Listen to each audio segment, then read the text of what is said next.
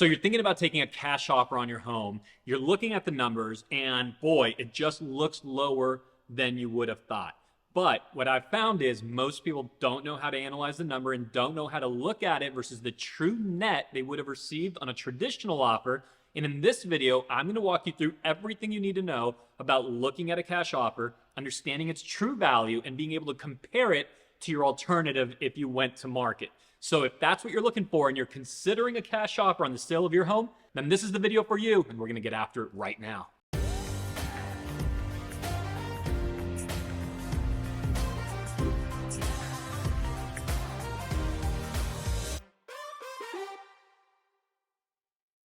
Hey, if this is your first time on the channel and you want to know everything there is about San Diego real estate, the good, the bad, the ugly, everything in between, then make sure you hit the button below and subscribe, and also tap that bell for notifications so you're the first to know of any changing market conditions right here in town. Hey, I'm Dan Beer, and every single day, people just like you are sending us phone calls, texts, emails, and we are setting up Zoom calls when looking to make the move to San Diego or within San Diego to a new neighborhood. So we absolutely love it, whether you're making the move in 9 days, 9 months, 9 years. We're just here to help make the entire process easy. If that's you, make sure you head over to the description in this video and you'll see all the different ways to contact us. Again, you can shoot us a message, phone call, email, text, whatever it might be. We'll make it all easy for you to make a smooth move to San Diego. All right, let's jump into it. Let's take a look at just using, imagine $1 million property value. And again, this logic will be true whether it's a $400,000 or $500,000 property, whether it's a $2 or $3 million property. But I'm going to use $1 million just to make the numbers easy on me. And so if the market-based value, if you look at homes like yours selling around your neighborhood, on the market, going through the traditional process, $1 million, then that million right there is that traditional versus the cash offer. And let's just, for the sake of pure example, say that the cash offer for your home that you're receiving is $825,000. Okay? So you have $1 million versus $825,000. First glance tells you, hey, I'm losing $175,000 by taking the cash offer. This is crazy. But that's exactly why we're creating this video, why I'm walking you through this, is that the real gap is not what it first appears to be. It's not $1 million versus the $825,000. Because on a traditional cash offer, that cash offer, it's going to be all going to you. So this $825,000 goes straight through to you. It's typically going to be no commissions, no closing costs, no repairs, all that kind of thing. While over here, there's a lot that will erode the $1 million value. And my goal in this video is for you to understand exactly where that million ends up so you could have a true analysis and a decision to be made on the real gap between the traditional offer and the cash offer, which is never as big as it appears to be. There is still going to be a gap. Okay, so just to be very clear, you will pay for the convenience of the cash offer, but at the same time, you are going to be able to have a lot that most people that take the cash offer are looking for. Max convenience, not people walking through your home, but even more importantly often is going to be that you have control over dictating closing date, exactly when you want. You could just know when the cash is going to hit your bank account. You can make your plan for your future move a lot easier. You can maybe capture a purchase on the other side that you couldn't otherwise capture if there was uncertainty of when will my deal close, because the traditional process could take, by the time you get to the market, you have it all ready, you go through the marketing process, the escrow process, the closing process, all of that could be 45, 60, 90 days plus, and you never know exactly what time frame that will be. While with cash, you know exactly. And so it gives you a lot of negotiating power that even the gap you do end up with can be made up by having a stronger negotiation on wherever you're now going to purchase. But let's go over here. When you're looking at that $1 million deal, first of all, a lot of times when you're selling and considering a cash offer, your home might have some repair issues that need to be addressed. So it would not be uncommon that we would be at somebody's home and they'd say, well, yes, we acknowledge that we probably need, $50,000 or so worth of work to get our home back to the condition to match the $1 million sales going on around us. So logic would first tell you, okay, well then if it's $50,000 worth of work, then maybe the real price on this home is $950,000. But that's not how it works at all, because if you think about it, If the buyer is going to do the work and have to go through the headache and the time and the sweat of putting in the work plus the 50,000, that buyer, much like you, right, if you were going to put work into a property, wants some kind of return for the effort. Because if there's not going to be a return for the effort, then they would rather just purchase the home for $1 million versus purchasing a home for $950 they have to put work and $50,000 into, because now they've basically just lost all the value of their time. So they're going to want some return on the effort. So really, that $1 million, right, that is now $950 because of the $50,000 of work, the buyer's probably not going to want to pay any more than let's just call it 920, 930,000. For the sake of this, let's call it 930. So when you have $50,000 of repairs, the buyer is going to want some return, 50K, right? The buyer's going to want some return for this effort. So maybe that means they're really only willing to pay 930,000. That allows them to put the 50,000 in. Now they're at 980, and at least they have a $20,000 gain for the headache and the work and the risk, quite frankly, of putting that in. So now your real sales price might be 930,000.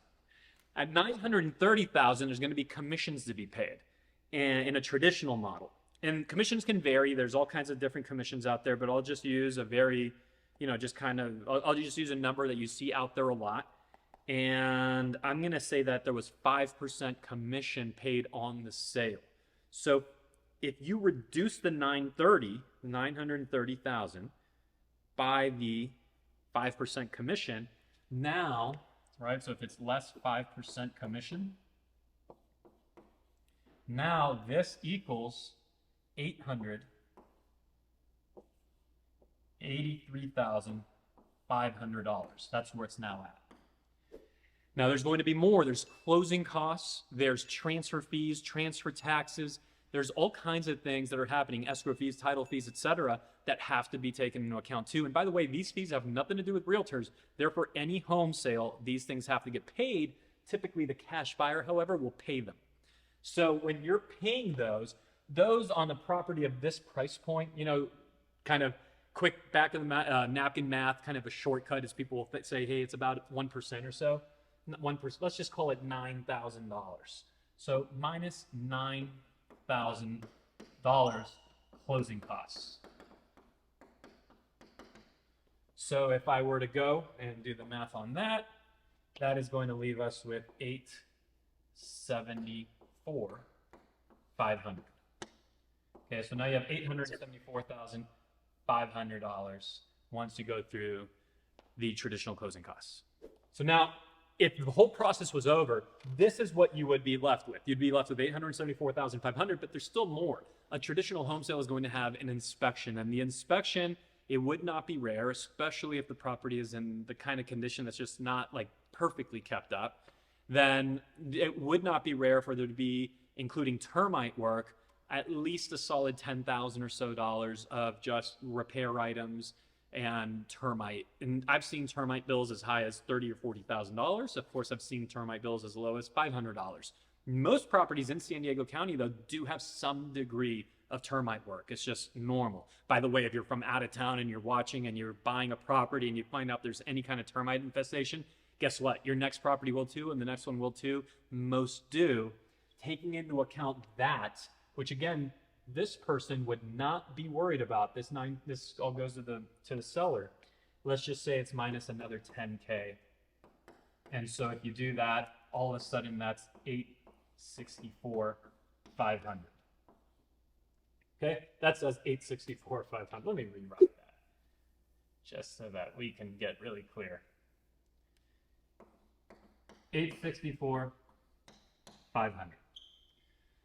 So this property that originally looked like, hey, it's $1 million, 864, it's really at the end of the day, when you close that traditional deal, you're probably looking at 864,500 that'll be passed on to you, of course, minus your loan.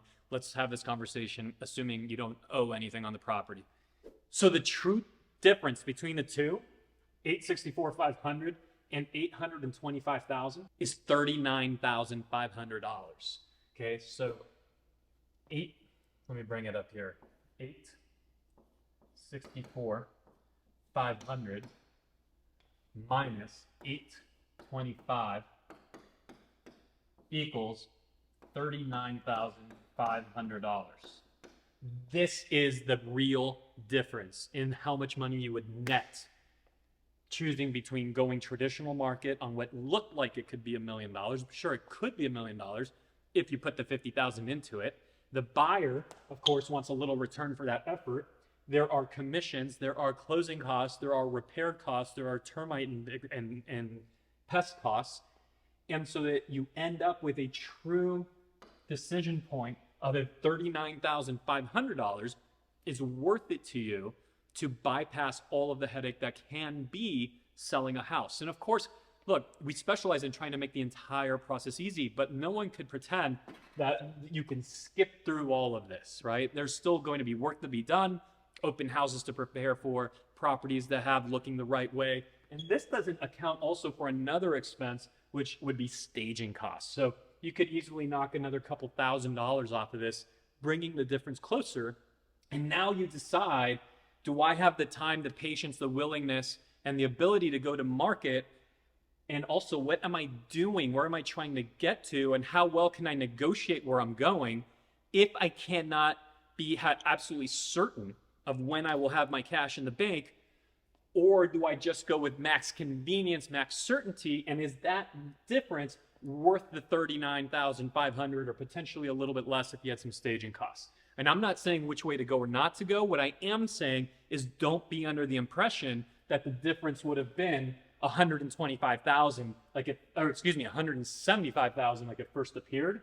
Once all of this value erosion goes through, your real difference is a lot smaller. And now you can make an educated decision. Whatever you decide, you have our support because it has to just be a clear decision and we're behind you all the way. If you want to take a very close look at this math as it relates to your particular situation, like I said, we're taking phone calls, Zooms, emails, texts, you name it, every single day from people just like you, and we absolutely love it. So if we could help you make a smooth move within San Diego and take a look at the numbers for your property, just reach out. We'll be right there, and I'll see you on the next video.